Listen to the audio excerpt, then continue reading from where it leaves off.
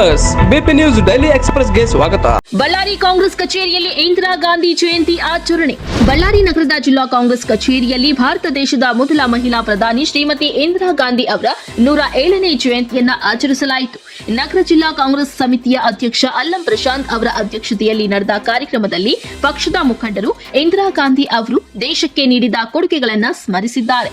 ಅವರ ಸಾಧನೆ ಕೇವಲ ನಮ್ಮ ದೇಶಕ್ಕೆ ಮೀಸಲಿರದೆ 1971ರಲ್ಲಿ ನೆರೆಯ ದೇಶ ರಾಷ್ಟ್ರವಾದ ಬಾಂಗ್ಲಾದೇಶವನ್ನ ಪಾಕಿಸ್ತಾನದಿಂದ ವಿಮೋಚನೆ ಮಾಡಿದ ಅವರ ಧೈರ್ಯ ಸಾಹಸಗಳನ್ನ ನಾವು ಎಂದಿಗೂ ಮರೆಯುವಂತಿಲ್ಲ ಎಂದಿದ್ದಾರೆ. ಬಳ್ಳಾರಿಯಲ್ಲಿ ನವೆಂಬರ್ 21ರಂದು ವಫ್ ವಿರುದ್ಧ ಪ್ರತಿಭಟನಾ ಧರಣಿ.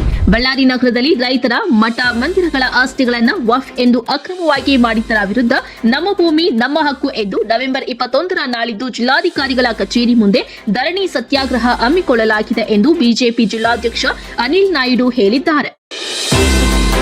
ಉಪಚುನಾವಣೆ ಮತ ಎಣಿಕೆ ದಿನದಂದು ಬಳ್ಳಾರಿ ಜಿಲ್ಲೆಯಾದ್ಯಂತ ಪ್ರತಿಬಂಧಕಾಜ್ಞೆ. ಸಂಡೂರು ವಿಧಾನಸಭೆ ಉಪಚುನಾವಣೆ 2024ರ ಹಿನ್ನೆಲೆಯಲ್ಲಿ ನವೆಂಬರ್ 23ರಂದು ಮತ ಎಣಿಕೆ ನಡೆಯಲಿದ್ದು, ಮತ ಎಣಿಕೆ ಸಂಬಂಧ ಕಾನೂನು ಮತ್ತು ಸುವ್ಯವಸ್ಥೆ ಕಾಪಾಡಲು ನವೆಂಬರ್ 22ರ ಸಂಜೆ 6 ಗಂಟೆಯಿಂದ ನವೆಂಬರ್ 24ರ ಬೆಳಿಗ್ಗೆ 6 ಗಂಟೆಯವರೆಗೆ ಭಾರತೀಯ ನಾಗರಿಕ ಸುರಕ್ಷತಾ ಸಂಹಿತೆ 2023ರ ಕಾಲಂ 163ರ ಅಡಿ ಪ್ರತಿಬಂಧಕಾಜ್ಞೆ ವಿಧಿಸಿ ಜಿಲ್ಲಾ ದಂಡಾಧಿಕಾರಿಯಾಗಿರುವ ಜಿಲ್ಲಾಧಿಕಾರಿ ಪ್ರಶಾಂತ್ ಕುಮಾರ್ ಮಿಶ್ರಾ ಅವರು ಆದೇಶಿಸಿದ್ದಾರೆ.